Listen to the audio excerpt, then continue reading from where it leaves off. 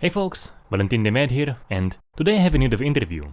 This one is with Fryenk and Ivan, the guys behind Half-Sword, which is a physics-based medieval fencing game. Currently in a proof of concept state, but even in this state, the demo is a lot of fun to mess around with, so I was wondering what the game is about and where they're going with it. So, without further ado, here it is. Hi, welcome to the channel, please introduce yourselves. Hello, I'm Frank Togonisi. I'm from Georgia. I hope some people will be proud to hear this.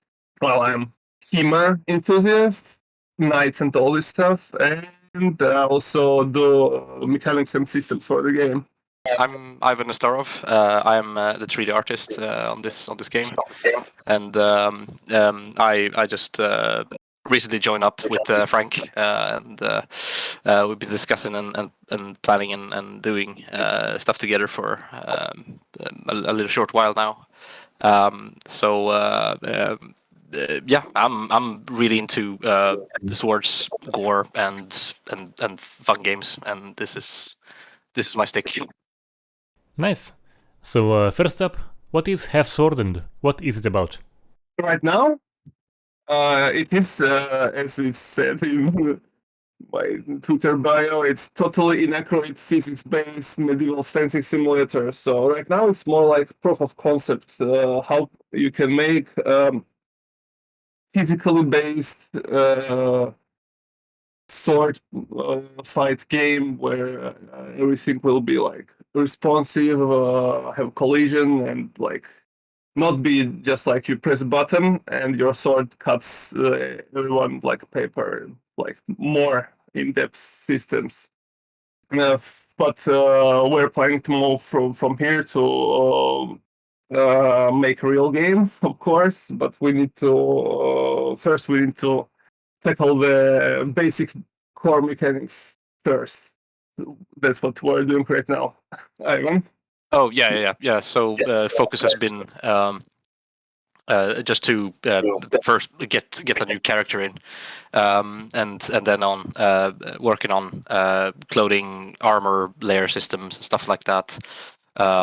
So it's like we're basically focusing on what what is the fun part of the game, or the mechanic, and then build on top of that. See what kind of game would be out of it.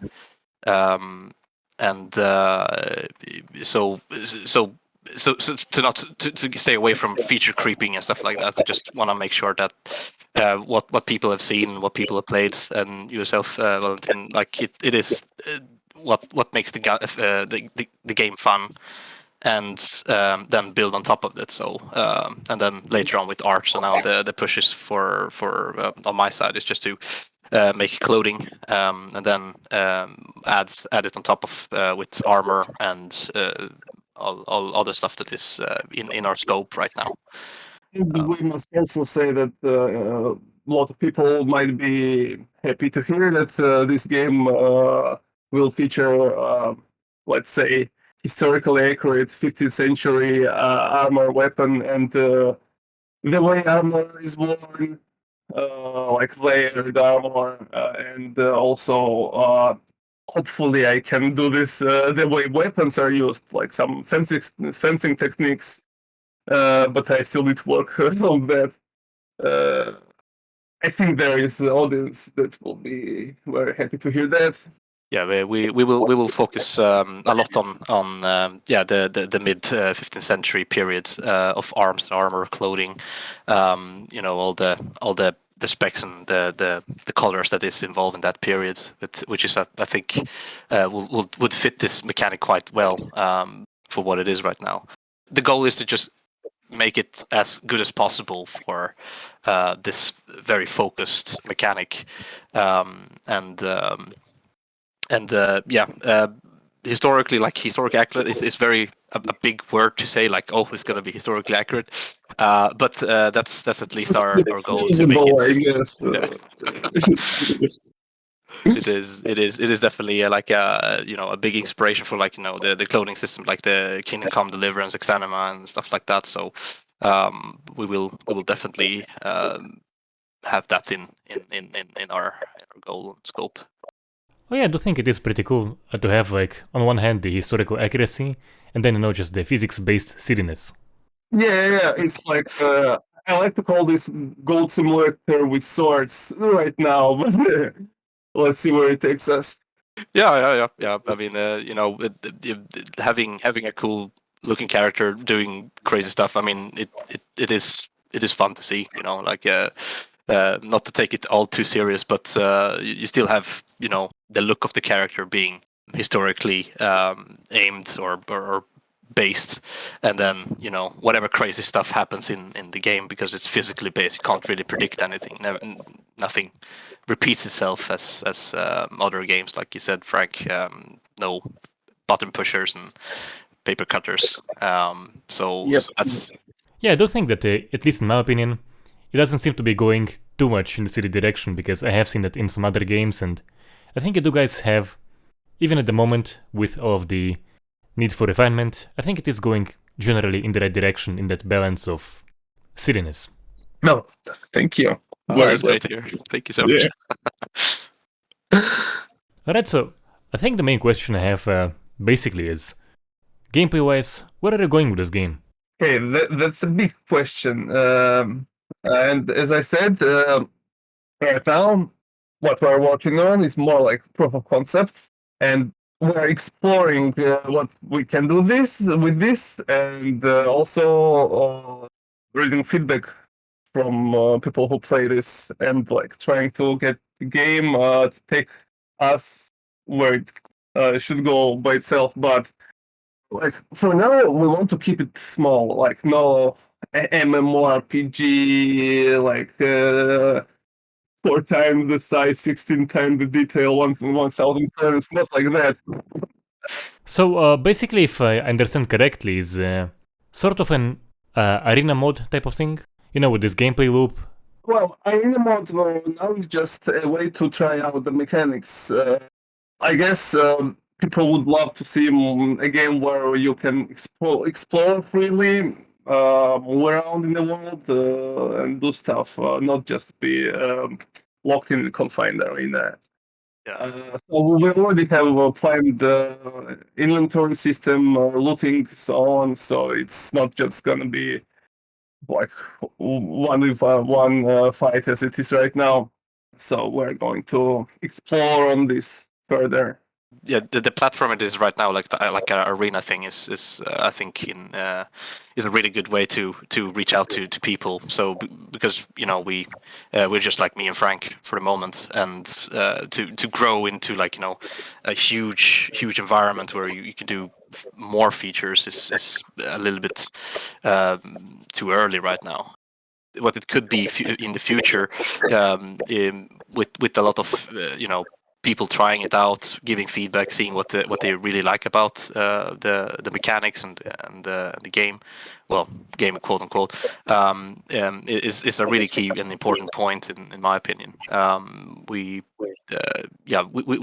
never know like what it could end up being. Like whatever suits this mechanic, we would totally try it out as soon as we have everything settled and function properly. Yeah, but we should probably add one more thing, that we're probably keeping this single player for now, because the big question would be probably, is it single player or multiplayer? Yeah, I think single player experience for now. And where single player experience can get us with this, yeah, that we need to see. Yeah, we need to try it out. See, yeah, exactly like what is fun with it, like what is appreciated, what is I mean, I will say, just from my personal opinion, with games like Exanim or Overgrowth, I find myself just playing the arena mode way more than anything else. You have this, both games have just very enjoyable combat, and so just having that like over and over again, and they have a very nice gameplay loop. Yeah. And both, of course, very much feature physics. Yeah. So that alone just provided for me personally like many hours of entertainment. Yeah, as long as we can get like the mechanic to be satisfying for a longer period of time, because we were focusing on a single player thing, and to have that replayability is really key. And if we can have like players playing it for longer period of time or recur back to the game because the gameplay is fun, then we have succeeded a really huge thing that we wanted to achieve, really. Okay, so let's talk about the Gore stuff. So I know you are planning dynamic dismemberment, and can you talk about that? Yeah, we had some dismemberment in our previous builds, but right now we're trying to work on something more intriguing, dismemberment point 2.0, I guess. Well, let's say the goal is, like, ideally, what I would like it to be is like Metal Gear Rising system of dynamic slicing. I guess everybody played this game, right?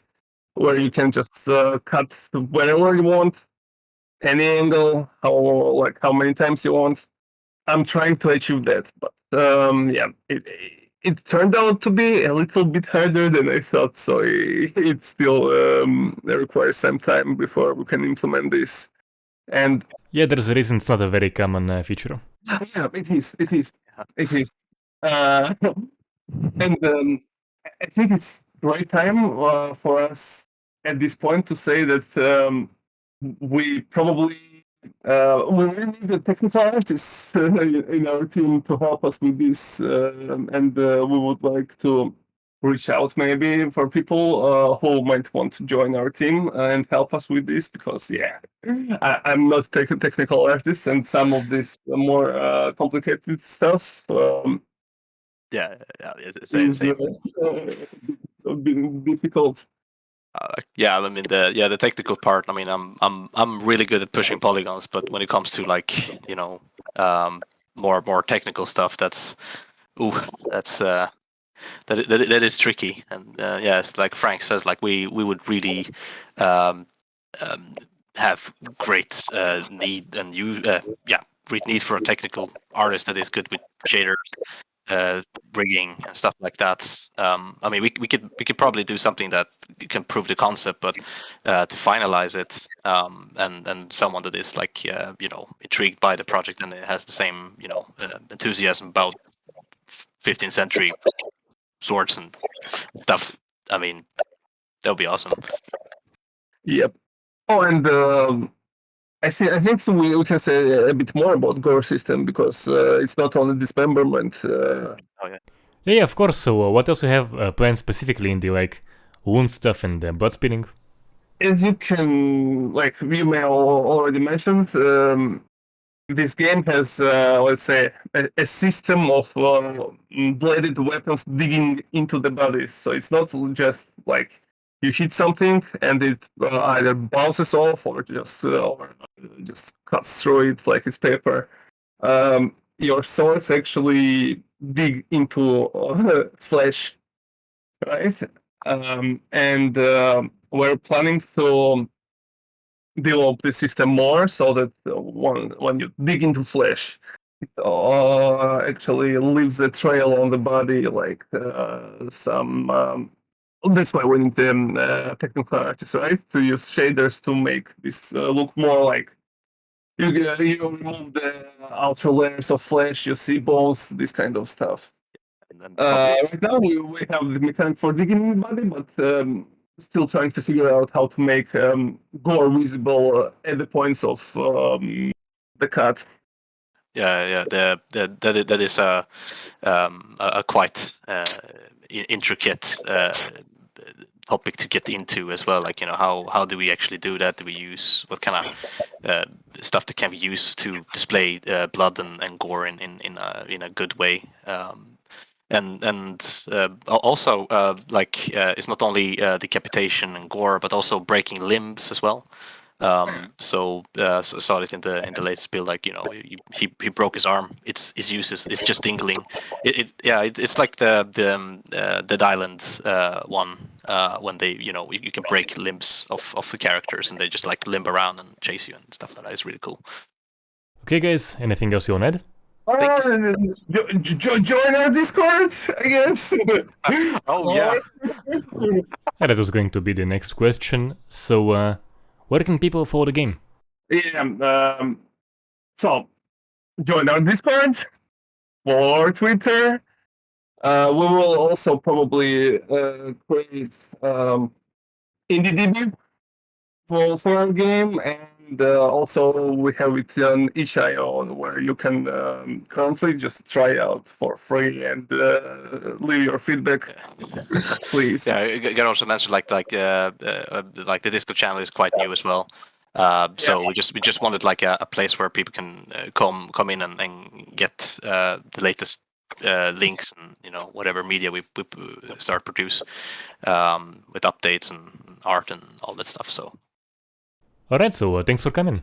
yeah, thank you so much for having a chat with you, mate. Really Yeah, great. thank you very much.